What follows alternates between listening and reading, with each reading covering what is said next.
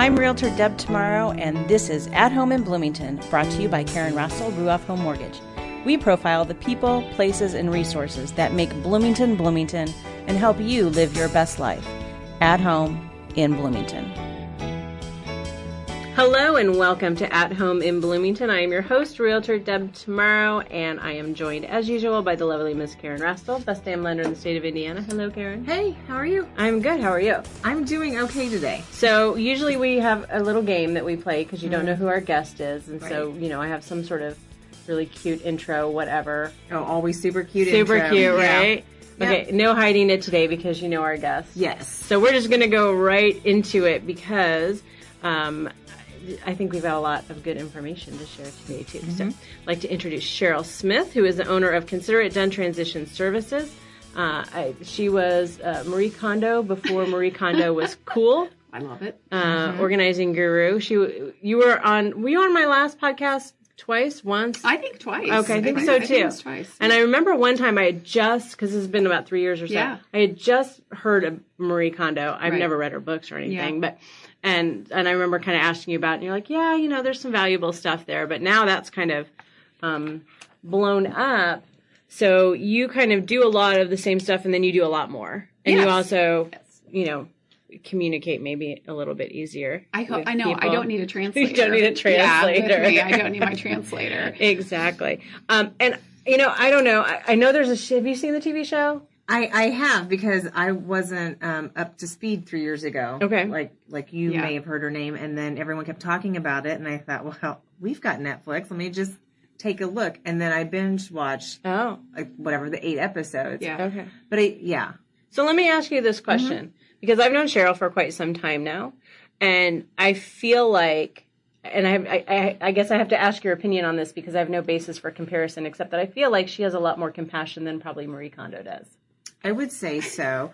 Like, I feel like Marie Kondo is very just like black and white, like you love it or you don't, and we're not even going to have a discussion about it, moving on. Right. Yeah, that is true. That's the impression I get. That is, yes. Mostly And- from memes that I see on Facebook, but Yes. that's the impression. Well, I no, get. that is, and you know, and I don't know, and it could be clever editing of that show too, because they don't show really probably the hours on end that these people are Yes, sorting I and would sifting say. and making decisions. But honestly, the only thing that I really loved about that show is how she folded things. Oh, yes, yes. And how, other than that, I've tried to stack T-shirts. Like they got a special way of stacking. yeah, I didn't realize you could do that with socks, and I think she did with underwear. I mean, Yes. she was doing with every piece Yes, she of was. clothes. I was like, that's interesting. So I started to incorporate that, and then, you know, Right. Well, the beauty of Cheryl is that she's here in town, so she can That's right. follow up and she can help you, and she does a lot more than just organizing. So welcome to the show.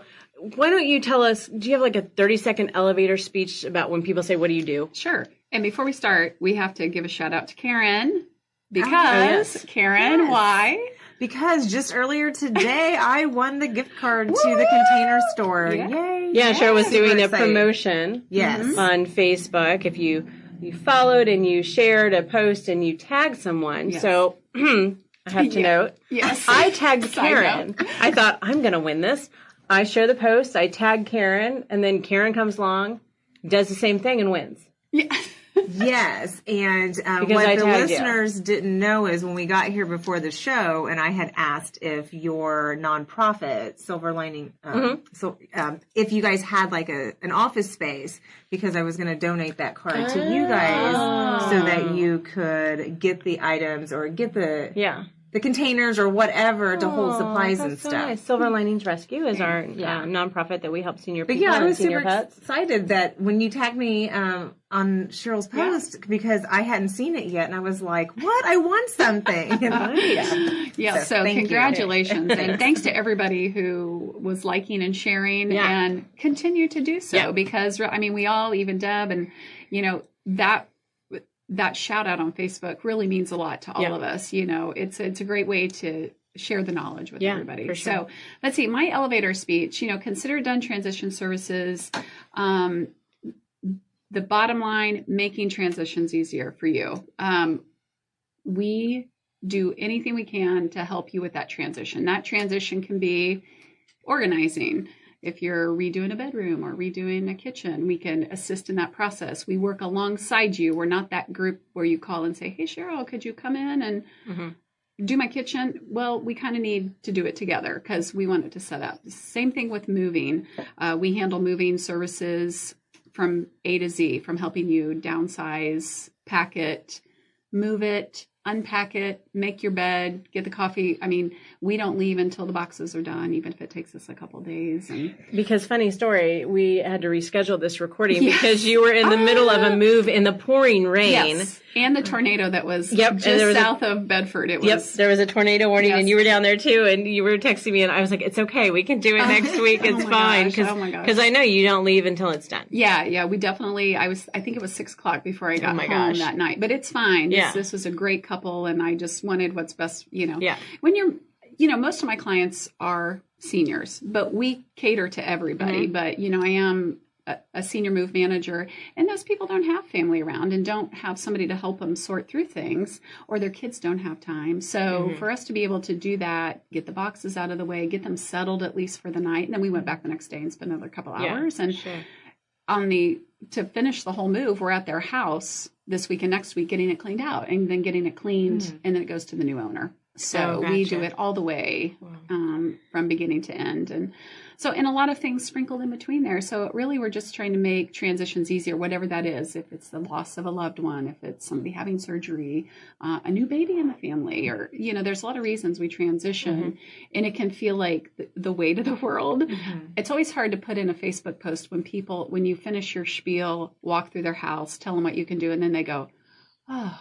Right. I mean, it's just this, like, you can just see it lifted off their shoulders, and that is just priceless, truly. One of the reasons I wanted to do this show at home in Bloomington when we started doing it was because I started to realize there are so many resources out there that really can make our lives easier and are totally worth it. And we need to take advantage of those and not let ourselves get bogged down in the stress.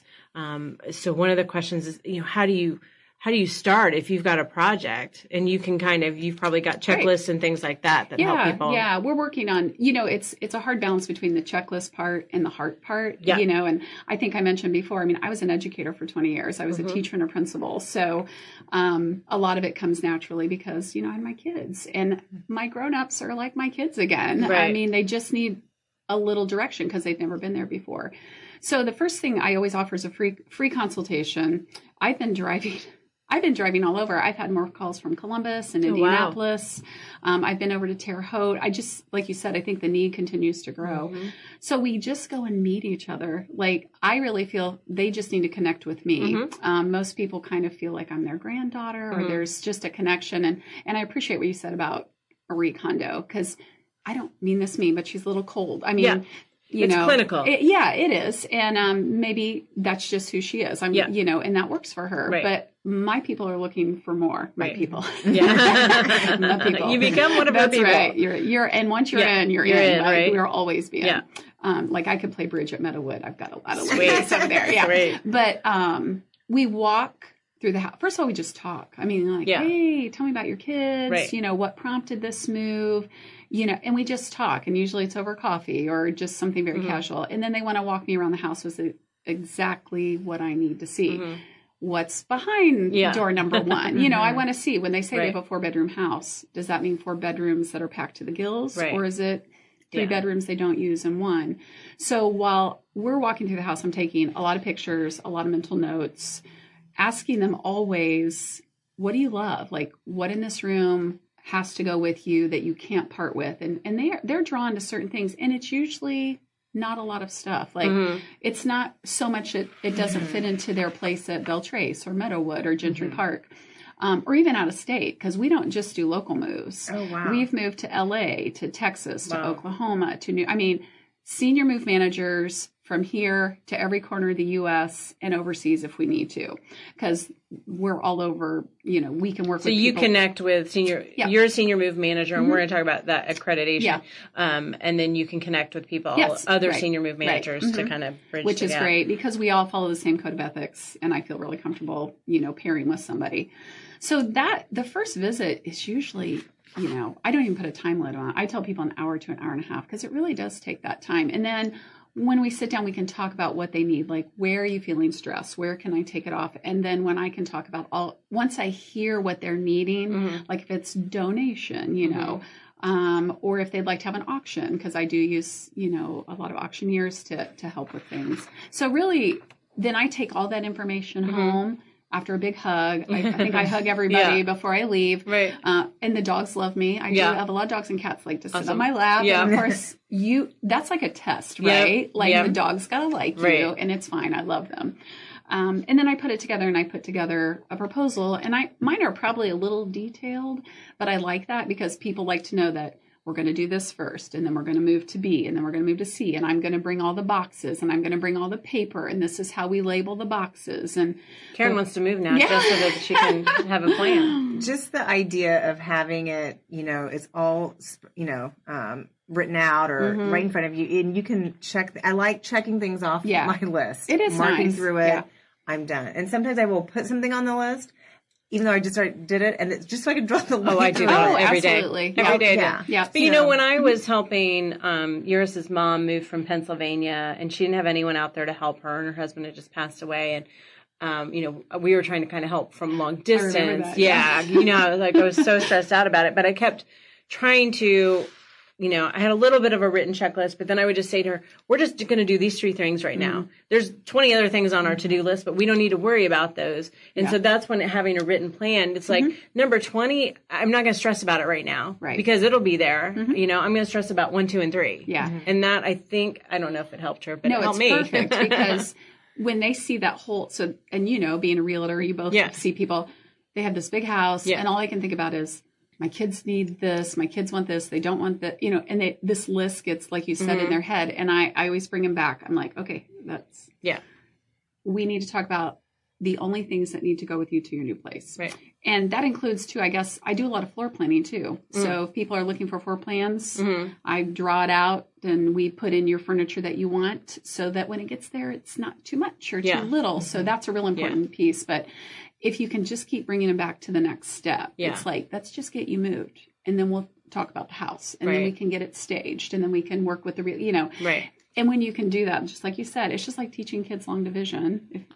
That's a really hard step and you can't do it all at once. You have to break it into those pieces that you can get quick wins and make them feel really good about it. And then I have some people who feel so good about it. They give me their keys and they go on a cruise and they come back and we've already moved. Right. That would be nice. Yeah, I always tell my clients every listing appointment, which goes a lot like yours, that we just meet and chat and I ask them what their goals are and what they're looking to do and why are they moving. And we walk through the house and hopefully the dog sits on my lap and all that. But then I leave and in my head I think, I'm never moving. Yeah. Because I just think sometimes I try to keep it really manageable. I don't give them big long lists. I have 3 rules, so that's what I leave them with. Like every flat surface cleared off. Every walkway needs to be at least 3 feet wide. these are the things that are important to me. Yeah. How you make that happen is up to you. But I just think some of the houses I've been in, I'm like, oh my gosh. Yep. And then I'll go home and just start throwing stuff away. Yeah, exactly. Because I'm like, we can't live like this. But I think that's where that list comes in handy because you have the big picture. You have all the things that need to be done to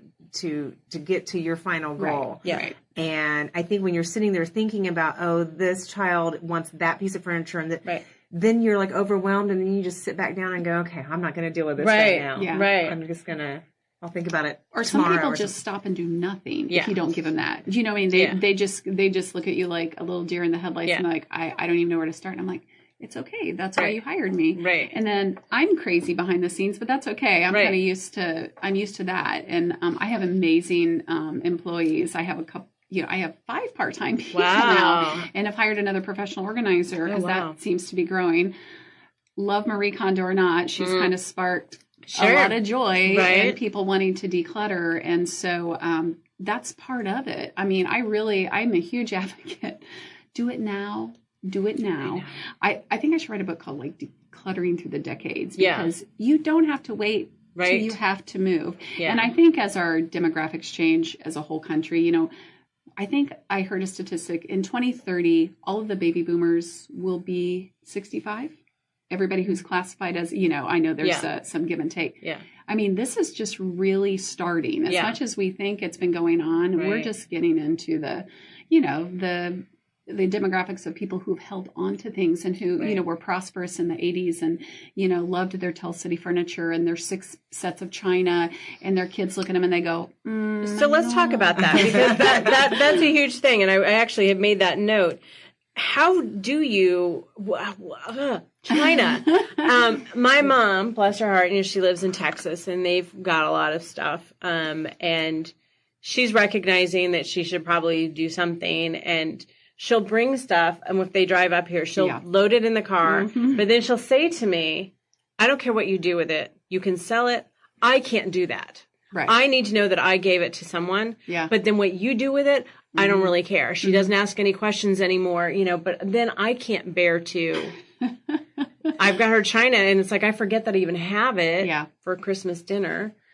So how do you deal with that? Something else, we were trying to clean out a closet last week, and I came across all these. I did not play with Barbies as a child. I was not a doll. I did not play with dolls, but I have one Barbie, and I still have her because I don't know what to do with her. And my grandmother crocheted a whole wardrobe of clothes.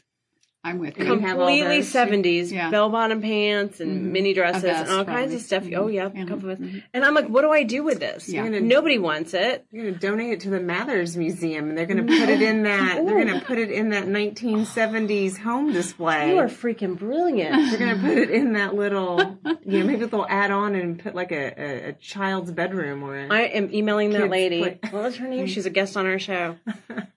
That's brilliant. Okay, but do you have other ideas? If I can't pawn it off on someone else? China. I wish I was Mosaic, where they just break it. And I do want to say, older China, be careful with, because some of it does have lead paint in it. Oh, yeah. So when that piece is broken, I don't think there's enough to cause an issue, but it's just something to be aware of. I tell my families, and when their kids are there, I love that too. That's even better when I can get everybody together. I tell my kids, I'm like, take this china and use it every day. Just start using it. Why? I don't know why we save it for special occasions. Put it in the dishwasher. If something comes, if something comes out, doesn't go in the dishwasher. That doesn't matter. I mean, there's so much of it. And, if you're going to ditch it anyways, the stories that come about with China. I mean, that's some of the best times I have, or when I'm decluttering with people, and they either shed a tear or they think about when they got married and all their mom's friends gave them, they have huge sets of china. Same thing with silver. I'm like, get it out and use it. Mix and match it, or start giving it to people now where they can enjoy it. And I know that's such a break in norm, but when people hear that, they're like, oh yeah, I don't know why I use it one time a year. Right. I mean, because really it's really hard to sell. There are some good pieces. I think it's Wedgwood still sells very well. And I speak to my auctioneers. The other stuff that people think is good, there's so much of it. And people are like, that's called, there's actually a place called replacements.com. I don't know if you've heard of it. If you're missing like a dinner plate from your set of 10, you can go there and you might find your pattern. Have it. Right. Well, people think they just want to buy your whole set. Well, they don't want to buy your entire set, and they actually charge you to ship it. And if you've ever wrapped china, you can't put a lot in a box. So then it becomes pricey. People are like, well, I don't want to pay $80 to ship my china, and they pay me $90. So I encourage people to use it, or to start giving it away now. Like I say it all the time, give it with love. Like, give it to one of your grandkids. If it breaks, it breaks. I mean, it's been loved instead of sitting in a counter. So, I encourage that. Of course, it doesn't happen all the time. Some people are like, that's that's but you know what? That's brilliant, because we have some plates that we use every day. They're hideous. Like, I'm over them. We've just been using them forever, and they kind of have water spots and stuff like that. So it's like, and I kept thinking, when I get a little extra money, I want to buy some new dishes. But you know what? I have 3 boxes of dishes. That's right. Well, when you were talking about why not put them in the dishwasher, I had a flashback to like when we pull our china out, and I am hand washing everything first. I mean, it's in the china cabinet. But no, I'm hand washing everything. Then I'm hand drying everything. Then we eat. And then you do it all over again. And then do it again. They do it all over again. And then you try and get them back in the box, and they never fit back in the box the same way. Anyway, We just need to. It's a dilemma. And what's funny is that, and this is why so many moms and their kids like butt heads over things is really has to do with how we were brought up and what's important to us. Your mom, great example. She wants you to have it and you to make the decision. Right. Like, you decide. I have a lot of people who say, I'm just going to leave it for my kids. And I'm always like, respectfully, I don't want you to. I know. And then you're thinking, this is not practical. Why am I holding on to this? So the whole idea of even just organizing in general is that our parents have this one track. Right. And then we have they just want to be happy and make sure everybody feels good and that they have a good way of life. And then we're like, oh, I hope they have enough money for the nursing home, or I can take care of them, or there's. And so when you start getting on these tracks, it's no wonder when I work with moms and daughters and sons and dads, and they're like, crash, over these things, which is great for me to be there for some people because I can just diffuse it, or I can be the bad person. Right.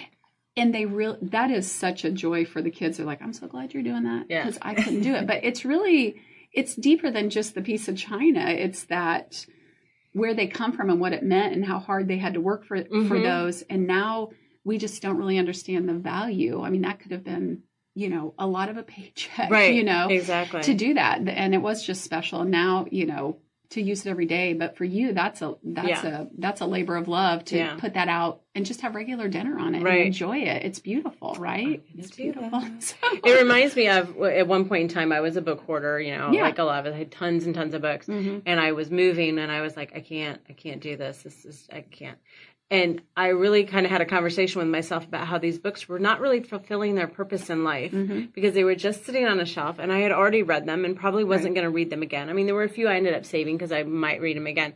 But I thought they need to go out in the world and serve their purpose. Absolutely. And so that was how I rationalized. I know I'm crazy. No, you're not. That you and many other people with books. And I just want to shout out to the Friends of the Library here and Hoosier Hills Food Bank. Both are great places that really... there's a lot of extra programs at the library just because they sell books. They can't get the funding through just the regular taxes. Absolutely. So awesome. Well, we're going to take a quick break, and we come back. We're going to talk about some more of your services, virtual consultation, and some tips for decluttering that I think we probably all can use. So stick around. You're at home in Bloomington. Hi, this is Karen Rastel with Ruoff Home Mortgage. Did you know that you can often save money by purchasing your own house instead of paying rent? There are a lot of perks in owning a home of your own, so contact me today at 812-606-7653 so I can help you invest your hard-earned money for yourself instead of your landlord. Ruoff Home Mortgage is an Indiana corporation licensed by the Indiana Department of Financial Institutions. This is not an offer for extension of credit or a commitment to lend. All loans must satisfy company underwriting guidelines. Equal housing lender. NMLS number 141868. This is your Real Estate Realist. Practical advice on buying and selling real estate based on my experience closing over 800 home sales. I hope you're enjoying this episode with Cheryl Smith of Consider Done Transition Services. It's not the first time she's been a guest of mine. She appeared on Real Estate Today, episode 43, when we talked about preparing your home to sell and dealing with the dreaded clutter. If you've ever had a listing appointment with me, then you've heard these suggestions. Number one, first and foremost, every flat surface should be cleared off. Think of walking into a hotel room. Neat, tidy, almost nothing on the flat surfaces except a lamp and a takeout menu. That's the vibe you want. So take a picture of your kitchen, then take a few minutes to clear everything off of the counters and fridge. Just throw them in a box or a laundry basket to get them out of the way. Then take another picture. See the difference? Number two, edit your shelves and collections. It's okay to have some things out in an organized fashion, but you probably need to edit about 80% of what you have out. Don't stress about it though. You're moving, so you might as well get packed anyways. And number three, I like to see only 2 to 3 pieces of big furniture per room. That helps with traffic flow as your buyer and their agent move around the home, and it also helps the home feel more gracious and open. When your home is on the market, you're trying to sell the most expensive thing you've ever sold. A little work up front will make a huge difference in how smoothly the process goes, as well as the price you'll get. So be sure to listen to episode 43 of Real Estate Today for inspiring decluttering tips from Cheryl Smith. In fact, I was so inspired after recording the show that I went straight home and cleaned out my junk drawer. Check out Real Estate Today, episode 43. You can find it on YouTube, iTunes, and my website, www.athomeinbloomington.com. My name is Brittany, and Deb Tomorrow is my realtor. She helped me buy my first home. I enjoyed working with Deb because she was patient, thorough, and made the experience fun. Deb should be your realtor too. And now, back to the show. Welcome back to At Home in Bloomington. Thanks for listening. This episode's Facebook follow is the Purdue Extension Monroe County office. You remember that show, Karen? I do. That was a fun show. They're another great resource. So we were talking about resources today for household information to help you have a smoother life. And the Extension office is a great resource. From cooking and gardening to finances, they have tons of great free resources. So if you're inspired by today's show, this was one of the things we learned when we had Courtney on from the Purdue Extension. If you're like doing a deep clean of your fridge and you wonder if something's still good, you can call the Extension office and they'll tell you. So there you go. That's how I've tied it all together. See? And that's perfect. Put a nice little bow on it. All right. So let's get back to talking with Cheryl Smith of Consider Done Transition Services. You've got something on, I've seen it on Facebook and I think it's on your website too, that people sign up and you've got newsletters. And you've got something too that you send out and it's 10 questions to ask yourself to help you declutter. There you go. And I wanted to talk about a couple of these kind of while we're on the subject, but I want to encourage people to sign up and get it. Yeah. But one of them is, and I struggle with this, is this item something I use regularly? Right. Yeah. That's, that's a good question to ask, right? Because I find this most often in the kitchen. So people are like, oh, but I put the turkey for Christmas on that. And I have this huge turkey platter that barely fits, and I think you guys could both agree that I think holidays and things are just a little less formal sometimes, right? Like we can have turkey sandwiches now with potato salad on the side. And there are a lot of families that just end up using paper plates because they want to spend time with the family and not in the kitchen doing dishes. Hand washing. Poor Karen. Where's Karen? She's in the kitchen. We lost her. Or they're going out. I mean, more and more people are going out. Like I've had clients go, do you know where we could go out to eat? Because my family's coming into town. Yeah. If they live at Meadowood, they want to go someplace else. Right. So I think it's a good question to ask. Like if you definitely haven't used it in a year, I would really consider that's something that you need to donate. Okay, so you think a year is sort of the baseline. I think it could be less. There's a little trick with kitchen utensils. Okay. So if you I remember this. Take your kitchen utensils out. So if you have them in a drawer or if you keep them in a crock or wherever you decide. So put them all in just a box, just whatever box or tote you have around or whatever you buy at the Container Store. And every time you use it out of the box, then once it's washed, you get to put it back in the drawer. And, do that for just like 2 weeks and maybe even go another 2 weeks. The stuff that's left in there in that box that you have on your counter is probably a good indication that you don't use it much. Like you bought that funny knife that cuts a watermelon. Well, a regular knife works pretty well. And I find a lot of people like gadgety stuff and they take up space. Yeah. Don't get me wrong. Those Instapots, I guarantee you in a year, I'm going to be they're going to take the place of the crock pot. And, So the whole time you're talking, I'm visualizing things in my cabinets, in the drawer, and we don't have an Instapot, but we have one of those air fryers that like, Tony's like, we're going to do this. And do you know where that is? Because we have no room in our kitchen and I don't want it out. They're huge. They're big. Yeah. It is in our laundry room, like on one of the shelves. Yeah. Because it's out of the way. And if I need to use it, I mean, it's just out of sight, out of mind. Yeah, I know. I've had a pasta maker. I've had a bread maker. I've kind of gotten rid of all of those. I did get an Instapot, but I got a smaller one because it's really just the two of us. Right. And I use it, but now I'm thinking I have this ginormous crock pot that was my grandmother's. Yes. So what am I supposed to do with this now? So we probably shouldn't I'm sitting here thinking, ooh, what if we just had like a small closet that's for those once a year type of uses, but then that probably defeats the purpose. There are people, I do run into people that do that because just, they're the go-to place for Thanksgiving. Mm-hmm. I am not going to arm wrestle you over what needs to go. Like if it is, you're not going to judge me if I keep my crock pot. This is a judgment-free zone. Awesome. Does it still have the little brown flowers on it? Probably, it's avocado green. Thank you. Okay, so that's a must keep. Somebody might have an oven that matches. It's in perfect condition. And that's the same rule that goes for not just kitchen, but what's in your closet. How many clothes? Men not so much, but women keep clothes the size they wear, a size smaller, and a size bigger. Yep. So we're trying to squeeze 3 wardrobes into, and sometimes your high school or college, prom dresses. You know, so it's the same thing. If you haven't worn it in a year, think about donating it. I mean, like you said earlier, somebody's going to need something. Somebody wants something. So kitchen, how many towels do you really need? I did a post on that. You know, I don't remember if you commented on it. I think I did. Because it was like, oh yeah, I don't need 80 towels. Right. I really only need like 3 per person or 2, actually sheets. 2 per person. And I think it was sheets too. Sheets, how many sheets do you, and this is how the Barbie clothes came out of the closet, because that's where we keep the sheets too. And I'm like, look, we have 2 beds. You know, we have a king size and we have a queen. We should have 4 sets of sheets, like 2 for each, and that's it. That's right. And how many did you have? I mean, they're still there. We haven't dealt with them yet, but we've talked about, in theory, dealing with them. Yeah. Right? And we're all on the same page, but then the lazy part comes. Yeah. Because and then it's, you know, what do I do with it? So now I've got yours sort of trained. It's like, just put it in the trunk of my car. Yeah. And I will get it to donate somewhere. If you can, so that's our teamwork. So regular, really, there's no right way for regular to be. But if you set the regular for you, like if you're like, okay, I can manage every 6 months, you know, then, you know, I can get rid of it. You know, I don't need the juicer. I don't need the pineapple core thing, you know, just.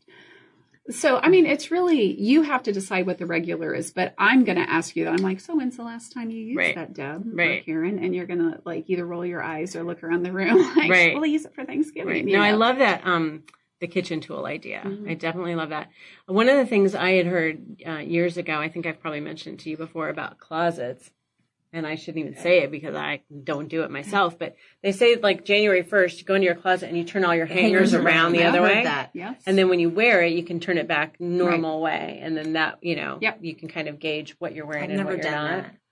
Oh, my closet is it's a great way to do it. And also, you know, I'm a real proponent of capsule wardrobes too, because I think there's some basics that we all just need to have. You know, you need to have a good pair of black pants, you know, a nice white or chambray, you know, and those things go through the seasons like crazy. And then you can just add, you know, as things change or colors change, you can add to those pieces and rotate them out. And I always tell, you know, the other 1 in, 2 out. Something new in, 2 things out is another good rule. If you're feeling like your closet's too small, because your closet may not always be too small. Maybe you have to. I have a whole room that we've dedicated to my closet, so that's part of the problem is because the space is sort of infinite, and yet it's quite ridiculous. Yeah. So all right, let's see. What's another, Karen? What's one of your favorites here on this 10 questions to help you declutter?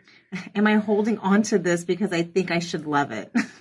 Well, I think you almost answered that, right? Yeah. The mom's china. Like when your mom leaves you like, I can't do this, but I trust you with it, you know, and you're like, I think or a gift from somebody special, and you're really supposed, like, you know that they really went out of their way to make sure they found that right. Oh, I have the answer to that. And I'm going to tell you. Do you remember? There's a game that people play. I was going to tell you about this, Cheryl, because I was thinking of you the whole time. There's a game that people have started to play at the holidays. You wrap all these like little gifts in saran wrap, right? And then you have a giant saran wrap ball that's got these little gifts, right? And all these different layers. And then you're supposed to, some people do it with oven mitts, and you roll. So one person rolls a dice, and the next person, like this is a group party game, right? One person's trying to unwrap and get through the saran wrap to get to the prize. Right. And the next person's rolling a dice, and when they roll doubles, then you have to pass the ball and whatever. So we, at New Year's Eve, got together with some friends, and we made the world's biggest saran wrap ball. Oh my God. I had gotten I went to the dollar store and bought some cute little things and candy and whatever to put in there. But then we were like, we need more stuff. We need more stuff. We need to make this huge. I just started opening kitchen drawers. And I was like, I got to tell Cheryl about this because it's the greatest way to clean out your junk drawer. There you go. Because I was like, somebody was like, this lottery ticket's already scratched off. I'm like, yeah, but it's a $2 winner. Like, it's been sitting in my drawer forever, right? Yeah. She had, in the process of her collecting and thinking what she's going to put in this ball, she stops by my house and she's telling me about it. And I was like, hold on a minute. Yeah. And we had these like, it was candy and little nuts and stuff like that. And it was like, they like gold, like, $50 coins. I'm like, here, take our gold. You know, I was like. So what was funny was that I had been gifted a brooch the previous Christmas that was a seal balancing a ball on its nose. I'm not really a brooch wearer. Right. Had a lot of colors in it. Didn't really know what to do with it. And I was like, because we got to the point where we went upstairs and started cleaning out like dresser drawers. Like, what can we put in this saran wrap bowl? The seal was in the ball, and as we were unwrapping it, it's going around the table, like the seal's getting closer and closer. And I was telling yours, I was like, go slower, because I wanted the seal to go to somebody else. It can't come back in my But then I figured, well, you know what? There were 6 people playing, and so if we got even a third of the stuff back that we put, I'm coming out ahead. Yeah. Well, and a lot of people will do that. So they'll pull out, let's just say a vase, you know, and they look at it and they're like, oh, but, you know, Aunt Sue gave me this for my graduation. Right. You know, and they just look at me and they're like, I don't know what to do with it. And I said, you know what you can do, because they feel like they're attached to it, right? But it's not the thing that makes the memory, right? It evokes that emotion and that memory, but we're making up stuff. We don't know. Right. So I said, if Aunt Sue's still with us, I said, if you want to call her, if you feel like you need to have her release it for you, people, you know, I tell them to do that. I said, call her and just say, hey, I loved that vase you gave me, but it just doesn't work for me right now. Would you be okay if I donated it? Yeah. And if they need that validation, just that release, then, you know, that's a great thing to do. I mean, if it's everything in your house, we probably need to talk about some other things. But sometimes there's those special little things. Do you have people take pictures of things, and so they sort of can hold on to the memory that way? You know, it's funny. They'll take it on their phone. They're like, I just want to hold it for a little bit. Yeah. And then they just feel better about it. And that's fine too. If you want to do that. I've offered to make people a book, you know, if they want to put all these items together or share it, or you could do a video. I've had some people do that, and then we share it. You can share it on YouTube. So you can share, you can have a private YouTube channel right with your family, and you could share videos like that. So one of the things I remember from a client of mine, and we were selling her father's house, he was moving into, I think, Beltrace, and I remember walking in one day and she was surrounded by boxes, and she goes, what am I supposed to do with their high school diplomas? Yeah. High school diplomas, all that paper and you know what? A lot of people like to hold on. Some of mine are giving them away. Sometimes high school is just too far away. Yeah. But there's no, I mean, you know, they graduated, everything was great, you know, unless you're going to. I mean, he was 94. Yeah. And you know, it was her dad and her mom who passed away. Yeah. And she was just like, what am I supposed to do with this? Some things you can do, because I've done this with a few things, is kind of create a shadow box. So if you want to pull out those special little things, I mean, if you're going to keep it, put it out. Yeah. You know, just to enjoy it. Because some of those are really neat. Like some of of course, I've seen some diplomas that are pretty. Yeah. Like mine was like a half sheet of paper, but some of them are pretty like handwritten. We'll get it framed and put it up. You know, that's what I did with my mom's. Yeah. Or put together. Like I have a collection of my grandma's handwritten recipes. I collaged together because. That's the one thing I wanted from her whole house. I wanted her recipe box that's got her yellow Jell-O recipe. You know, like I don't know how much Jell-O, but to see it every day. I mean, that's an honor to have that up, and she would be so happy, I'm sure, to see that, because that meant that's what it means to you. Hers was like on parchment paper. It was in Korea. It was in Korea, and it was this famous high school. Like we always hear the story, and you're very fortunate if you got to go to it. So she would like open up this scroll, and we can't read it or anything, or touch it, but it was like I don't know, about 8 or 9 years ago, and she said, I don't know what I'm going to do with this. And I said, we should frame it. And so that's what we did. Perfect. And so it hangs up, and I still can't read it. And I'm like, are we hanging it this way? And, horizontal. But think of the stories. That's always going to be like, whether you have it, your kids have it, it's always going to be, that's my great grandma's diploma. And it'll hang, you know, in somebody's house. All right, you had a question. I was going to say, why do you think people hold on to things that are broken? My husband would say, oh, don't toss that out just yet, because maybe we'll find someone who can, wants to tinker around with this. And I thought, who's going to randomly come by and want this old radio with a CD player thing on top? Yeah. The top of the CD thing won't stay down. Right. He's like, well, I can put that in the garage. And I go, well, we can't work in the garage. Like every time he would give me a reason, I would like cut it off and say no. But he's like, no, someone may like tinker and can fix that. Yeah. No, that's weird to me. Happens a lot. First of all, I tell people, we don't want to donate something that doesn't work or it's broken to somebody else. Some things truly just have to be thrown away. Like you can't even buy a part to fix that. And most people don't play CDs. Are you listening? Right. We're talking directly to your friend. Right. But that does happen a lot, like chipped china, things that just they're like, oh, it has a little rip. And I'm like, yeah, but if you're giving it to somebody else to love and use again, you want to give them something that they can love and use again. You know, don't give me T-shirts that have rips in them or hole. I said, we just need to thank that, you know, like as Marie Kondo, thank you for, right. And I don't do that. Okay. I just want, I mean, I do. Unless you need to, that's and right. then she will. And I don't do that little ceremony before we start. But there is some truth to like, but it's an emotion. And it's also, I think people think it's wasteful. Again, that sense of why are we throwing it away? It just needs a little bit. You're right. Nobody wants to pick up, you know, at our great recycling center. I still don't leave anything broken there either. I don't want those people to go home with anything that doesn't work. They're there for a reason. You know, they're looking for something. So I think it's just being smart in regards to like trying to not be wasteful. Yeah. But it's not really serving a purpose. So there's no need to let it go. Tony, let it go. I will let him know that. So you also offer, if you're not in the, I guess, southern Indiana, South Central. You also offer virtual consultations. And so what's that process like? Well, you know, a little bit of it starts the same way, usually with some email conversations or a phone conversation, which turns to a lot of times Facebook. So, FaceTime, not Facebook, but to FaceTime somebody. So what that involves is us walking around either the area. It's kind of hard to do a whole house right at once. So we try to start with an area. So let's just say I worked with a lady in her office. And then we walked around the office. Again, we talked about what your goals are. What do you want to use this space for? Is it still your office? And then she showed me, kind of opened all the drawers. So I had a sense of the room. And then I basically gave her homework. So again, to help her with the checklist, I listed out what she needed to work on, and I put the date when she finished it. So she felt like there was this finishing up. And then we would just check in. We set a schedule. You know, I'm like, okay, so next week we're going to check in, and let's try to have at least the first 3 things done. Which that accountability is just huge. Yeah, it was great. So then we check in again, and we decided whether it was going to be FaceTime or phone. And then she wanted some products from IKEA. So that gave me opportunity. So I was able to look up some things, send her the links because we kind of talked about how she wanted it to look.